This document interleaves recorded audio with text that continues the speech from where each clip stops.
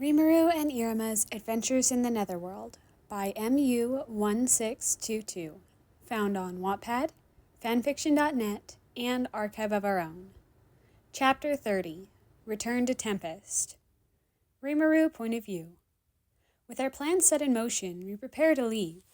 Iruma seems both excited and apprehensive about leaving, but I think that's a normal reaction.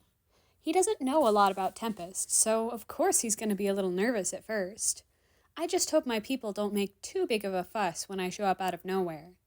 I considered telling them ahead of time and putting off the trip until next week or something, but I decided against it. If they knew I was coming home in advance, they'd surely overdo it with some kind of celebration. I love our festivals, but someone as anxious as Iruma, the large crowds and craziness associated with them would be overwhelming. I'm sure they'll throw some kind of party anyway, but on a smaller scale, which is best. I sent Diablo ahead of us, along with Sullivan, so he can show his friend around personally. Diablo's also giving my top subordinates a heads up about my arrival, so they can prepare at least a little ahead of us. There is one little snag I'm having to deal with before we depart, though. Veldora. He doesn't want to leave for whatever reason. I suspect that his reluctance comes from whatever he escaped from when he first came here. At the time, I concluded that he probably pissed off one of the other two dragons, and his current behavior now reinforces that idea.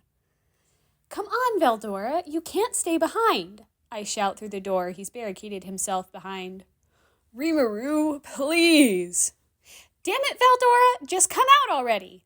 I don't want to force you to do this, but I can't have you staying here alone. You need to pay a visit to the labyrinth to do your job, too. I'm sure that thing's running low on magicules at this point." But Rimuru." "No buts. If you don't come willingly, I'll pack you up like luggage and drag you back myself." "I don't want to go back there. I'll end up dying," he whines. "What the hell are you talking about? Why are you gonna die?" "Velgrind is mad at me." "What did you do, Veldora?" I ask sternly. "Why do you assume I did something?" "Because you did. Why else would she be angry with you?" I played a prank on Masayuki," he reluctantly admits. Oh, brother.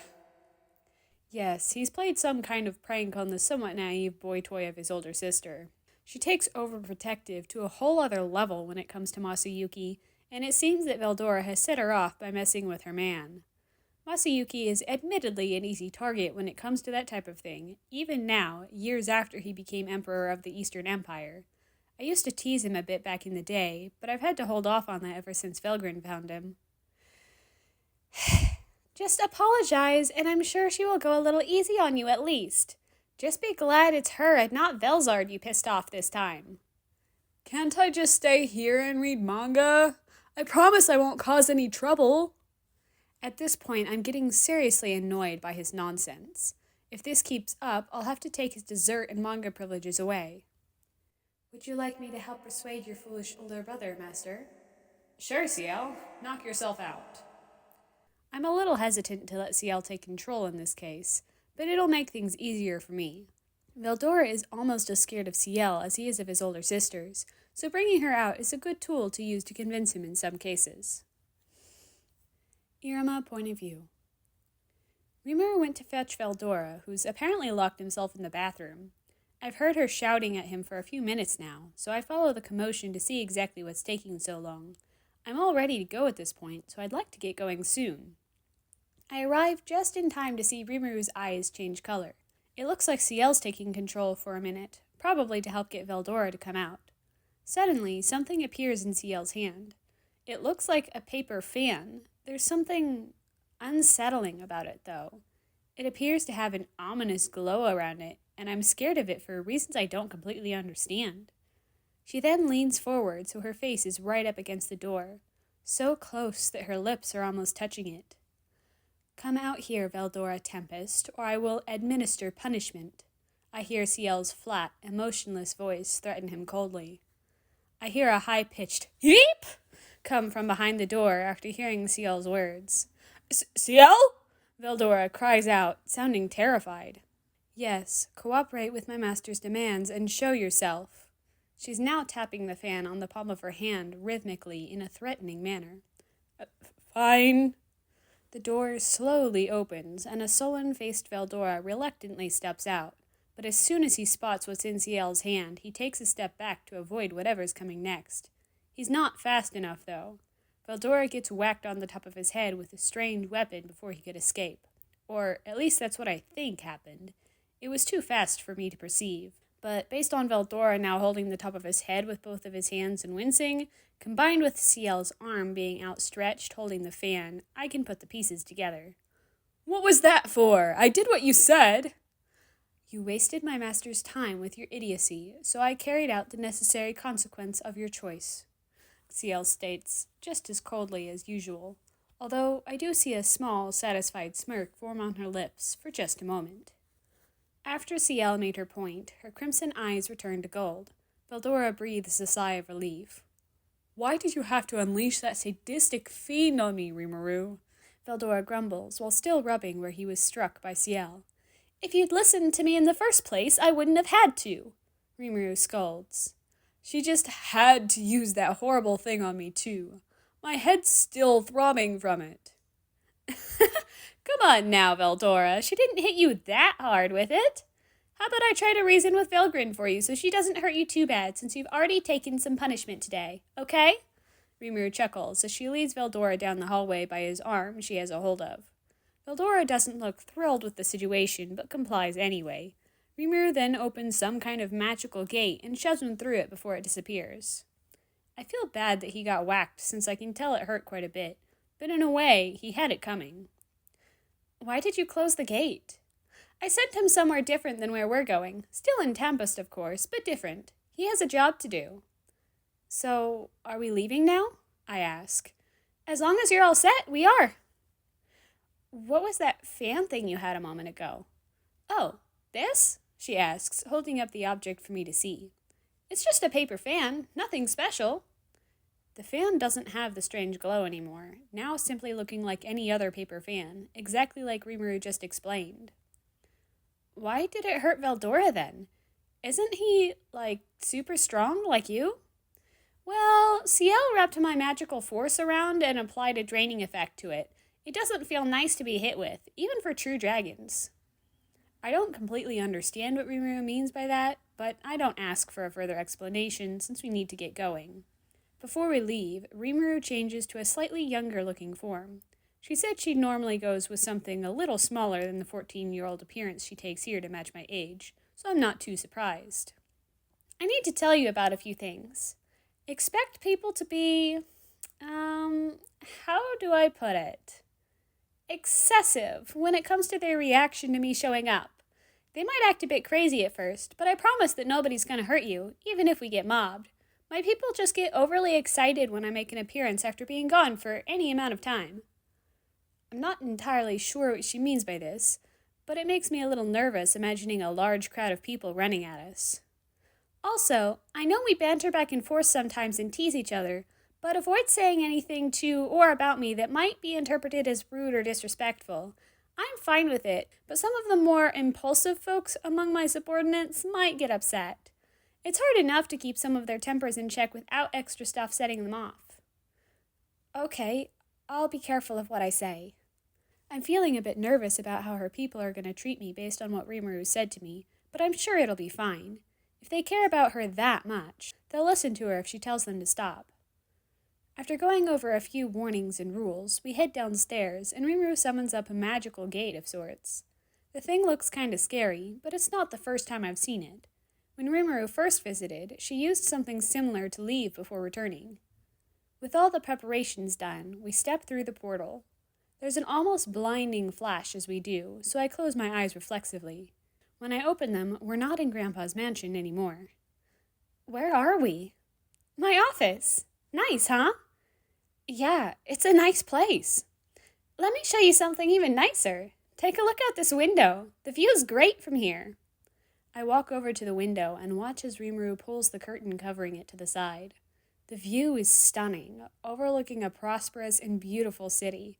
You can see a large number of people going about their days, walking down the street below. The buildings look somewhat modern, but don't have the same cold, lifeless look that a lot of city architecture has back on Earth. There's still a warmth and friendliness to the look of the city that's hard to explain in words. So, this is Tempest? Yep, this is my country. We're in its capital, to be exact. What's the capital called? Rimuru hesitates, looking a little embarrassed about answering my question. Funny enough, it's Rimuru, or Rimuru City, as some call it. Are you serious? So the country's name is your last name and the capital is your first? That's not very creative. Hey, the city's name wasn't my idea, trust me. Also, Tempest is just a short way of saying Jura Tempest Federation, which is its official name. What's the Jura part of the name mean? Well, this place is located right in the middle of the Great Forest of Jura, a formerly dangerous, untamed, monster-ridden area that most people avoided back in the day, Rimuru explains before her face contorts. Oh, it seems like we've been noticed. Noticed? I ask, but before Rimuru can answer, the door bursts open. Lord Rimuru! A woman in a tight business suit cries as she runs towards Rimuru. She has violet hair pulled back in a ponytail and a long black horn growing out of her forehead. I missed you so much, my lord! She weeps while hugging Rimuru tightly. Rimuru seems to be trying to say something, but it's muffled by the face being buried into this woman's chest while being embraced. After a moment of Rimuru being squeezed, another woman walks into the room after her, but in a much calmer way than the first. She has pink hair and 2 white horns. Shion, you can't go breaking into Lord Rimuru's office like this, she scolds the other woman, apparently called Shion. But Shuna, he's been gone for what felt like forever. I know that you've missed him just as much as I have. You should understand. Of course I've missed him, but that doesn't mean that I will behave inappropriately like you are, she continues before turning her attention to me. I am very sorry for her behavior. I am Shuna, and this is Shion. You must be the boy Lord Rimuru has been spending his time with recently, Shuna says with a polite bow. Hello, Shuna. It's nice to meet you. My name is Iruma Suzuki, I respond, trying to ignore Rimuru getting smothered and squeezed to death nearby. Rimuru's tough, so I know she'll be fine. Hi, Iruma, Shion greets me cheerily while still hugging Rimuru tightly. It's nice to meet you. Nice to meet you too, Shion. Rimuru finally escapes Shion's grasp. Hello, Shion, Shuna. It's nice to see you two again, Rimuru says. I'm curious about these 2 women and what type of monsters they are. They almost appear human, the main difference being the horns coming out of their foreheads. I don't want to be rude, but I still want to know the answer. If you don't mind me asking, what type of...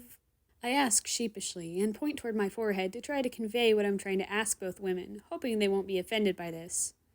I hear a soft chuckle from Rimuru, but I try to ignore it. Oh, how cute! You were trying to ask what race we are? Shuna giggles, amused by my embarrassment. Yes, I stutter. We are both Oni. To be specific, Shion is a wicked Oni, and I am a fair Oni, or at least something that evolved further from those 2 species. Do those answer your question, Iruma? Yes, thank you, ma'am.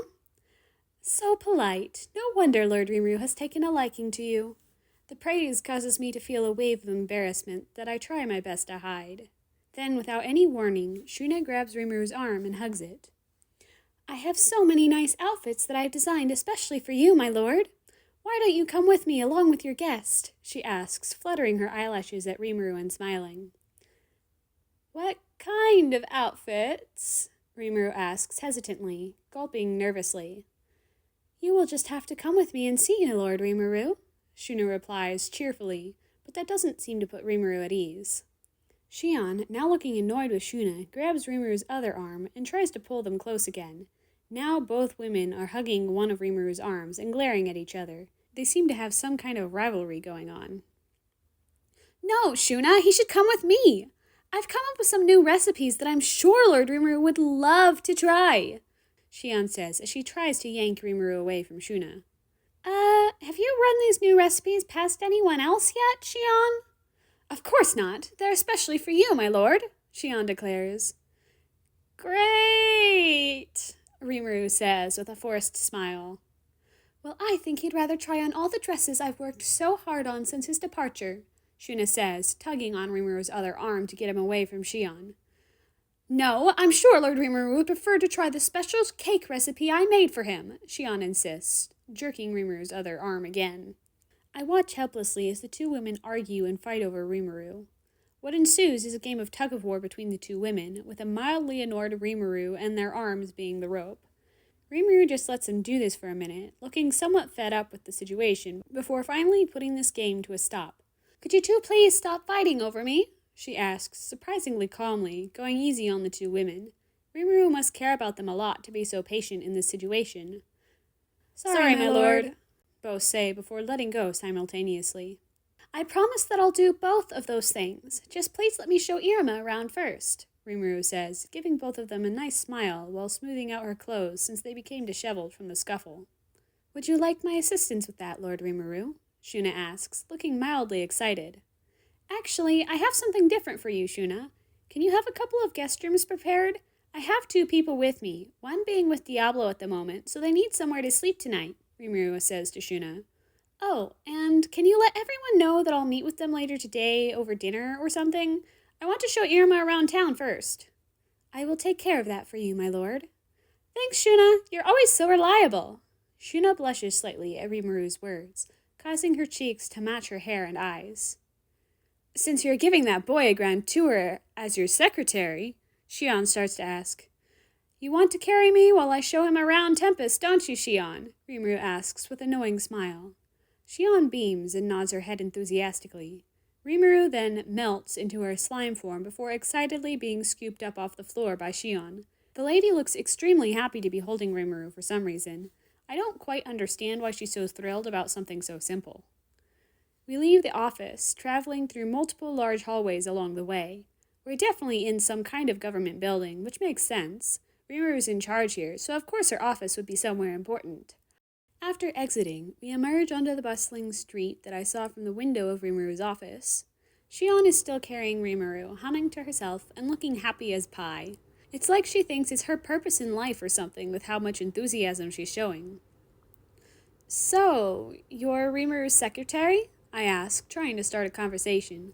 First secretary and bodyguard, she says proudly, wearing a smug expression. Do you really need a bodyguard, Rimuru? You're super strong. Well, it's not something I need, necessarily, but it's always nice to have someone watching your back, right? Yeah, I guess I get where you're coming from, I respond. It's sure been nice having Rimuru around watching my back. Plus, it makes Shion happy, right, Shion? Rimuru asks, seeming to look up at the woman. It's hard to tell when she's in that form, but I saw her blob body shift as if peering upward at Shion's face. Yes, Lord Rimuru. Being your bodyguard and serving you is my purpose in life, Shion says as she squeezes Rimuru's slime body in a hug and rubs her cheek on it. I'm a little uncomfortable with how vehement she is about serving Rimuru, but I guess that's what Rimuru was talking about when she described her people as obsessed with her and excessive in their reactions. Even though the street is crowded, everyone is making way for us. All eyes are on us, which is nerve-wracking, to say the least. I can tell many of them are curious about who I am, which makes sense considering that I'm casually strolling around with the country's leader and their bodyguard. People seem to be very excited to see Rimuru too, shouting and waving, freaking out just at the sight of the little slime. She doesn't look fazed by this at all, though, simply waving back with a slime tendril. It's kind of funny when you look at the situation without knowing who and what Rimuru actually is. Rimuru is extremely powerful and is the founder and leader of this place, so it makes total sense that these people here would love her. So, Rimuru, do you just get carried around like that all the time? Sometimes. My people seem to like carrying me, and I don't mind not having to walk. So there's Rimuru's lazy side showing again. I better not say anything, though, with Shion around. Rimuru warned me not to say anything rude, even if it's just a joke. I mean, look at that massive weapon Shion has with her. She's gotta be crazy strong, right? I wouldn't want to make her mad. Where do you want to go, my lord? Shion asks, smiling brightly. But before Rimuru can answer, Shion stops in her tracks, and both of them seem alert about something happening up ahead. How annoying, Rimuru mutters. What's wrong? I ask, confused about what's going on. Seems like we have a troublemaker up ahead.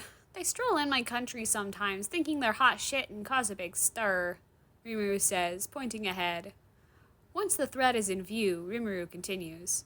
Stay here, Iruma. I don't want you to be in any danger. Even if this dude is weak compared to me, he could probably obliterate you in one hit. The troublemaker is strange, looking like a mix between a person and multiple types of animals. Ah, so the Demon Lord has finally returned.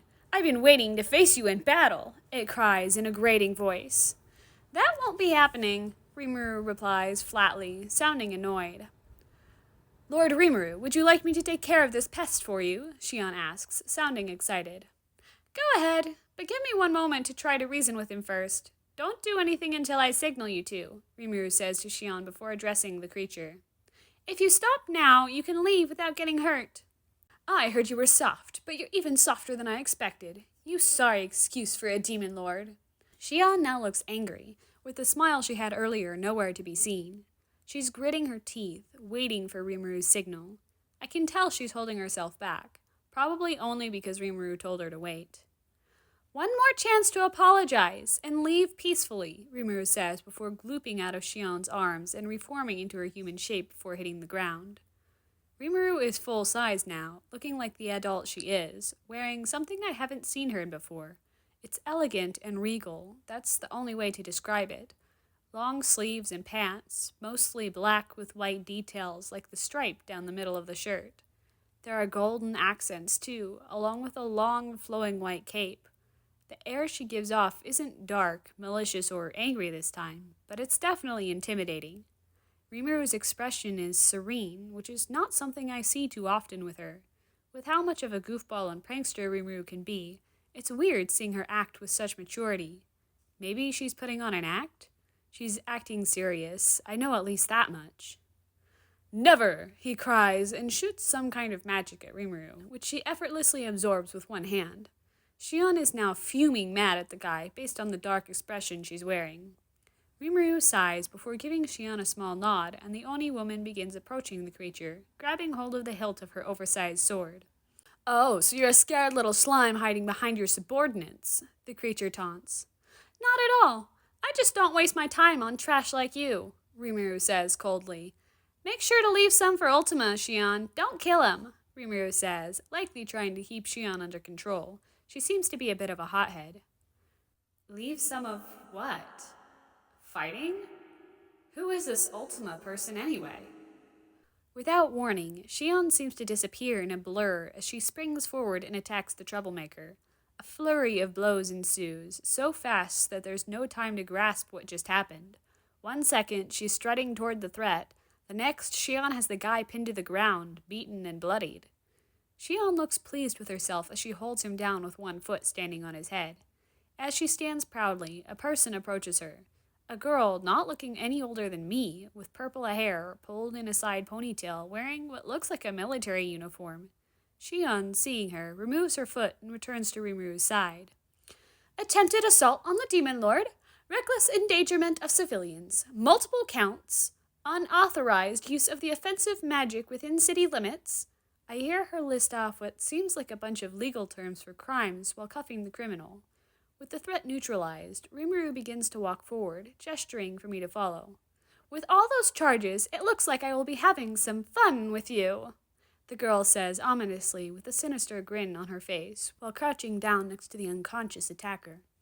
Hi, Ultima, Rimuru calls out. The girl's eyes light up when she hears this, and she quickly stands up. Oh, Lord Rimuru, she says as she turns to face Rimuru with her arms behind her back, smiling. I'm so sorry for not being here before. Rimuru interrupts, holding one hand out to stop her. It's fine, Ultima. Shion and I had everything under control. Just go take care of that guy and get him out of the middle of the street, okay? Already being taken care of, Lord Rimuru, she says as two less human-looking people seemingly appear out of nowhere and begin carrying the cuffed attacker away. Oh, who is this? She asks, now looking at me. This is Iruma. He's a friend of mine. Iruma? Well, it's nice to meet you. My name's Ultima, and I'm the chief prosecutor of Tempest, she says before looking at me quizzically. Is he human? She asks, tilting her head to one side. Rimuru nods. To be friends with Lord Rimuru, you must be something special, she says, smiling cutely. Thanks, I say, not sure how to respond. All right, Ultima, give the boy some space, Rimuru says with a chuckle, noticing how uncomfortable I am. You should get back to what you were doing. Ultima nods and bows before leaving. I swear that doesn't happen very often, Iruma. It probably has to do with me being absent for a while. Sorry for putting you in that tense situation, Rimuru says before returning to slime form and hopping back into Shion's arms. How about we go grab something to eat? Yeah, after all that, I'm feeling hungry, I say. Does that mean you want to try my new cake recipe, Lord Rimuru? Shion asks, her eyes sparkling with excitement. We'll leave that for later, okay? Rimuru replies. Yes, Lord Rimuru, Shion responds, looking downcast. I wonder why Rimuru is so hesitant to eat Shion's cooking. It can't be that bad, can it? And that concludes Chapter 30 of Rimuru and Iruma's Adventures in the Netherworld. Wow, can't believe we've already made it to 30 chapters.